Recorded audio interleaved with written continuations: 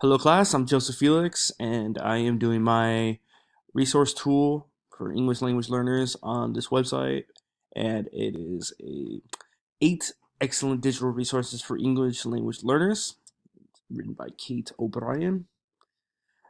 And to start it off, there are 8 tools, as the title shows. One is on reading, writing, speaking, listening, grammar, punctuation, vocabulary, and then overall just all skills.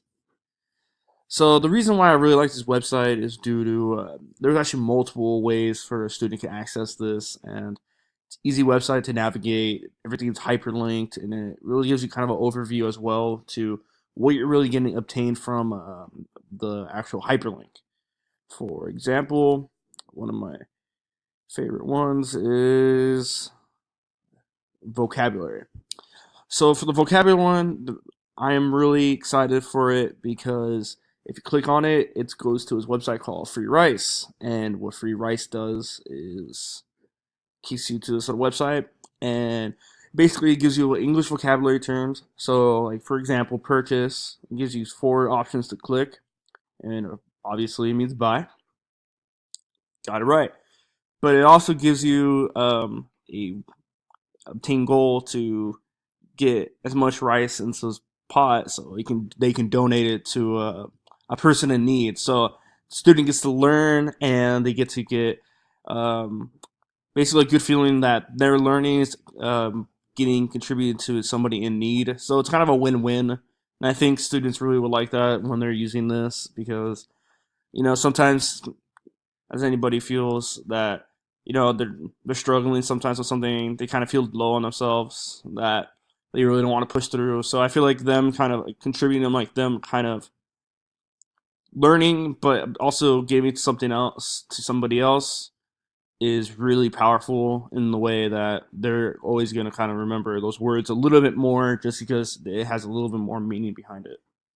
Another thing I like about this website is that sometimes it's not even a hyperlink. Sometimes it can even be really easy accessible resources. So, like for one is pronunciation, and what they can do is use voice text function on the phone or device, which is a really cool method that any student can use due to the vast majority of students nowadays having phones, even if they're in poverty. There's programs where they give cell phones into low income housing. So many families have phones they couldn't even have them back like when I was a kid back in like 2008. So I really like that. There's even grammar guides, which is really good, which is really easy to use. So they can find out like the adjectives, nouns, adverbs, and all that, and they even go to speech, which I really like. So they even get listening from some TED Talks, which they can just watch. Speaking, which is a really good one to practice how they pronounce everything what they were learning with this. Basically, just record it on their phone, and they just get in there. They can hear themselves again, practice it, which is really good for the students that are ELs because sometimes when you're if you can say it out loud, you can most likely read it what's on the paper. So it's really good. Another really good source is this writing one, and it'll just get into like practicing, and then it'll just give you like beginners to advanced, and then it'll just give you all these options for what they can do and how to like write stories and all that, which is really good for ELs because they get more of a they're not just like put into this one spot of learn this. They get an overall um, testing of different essays and how to write them, which is really helpful. Then they have also ones for reading.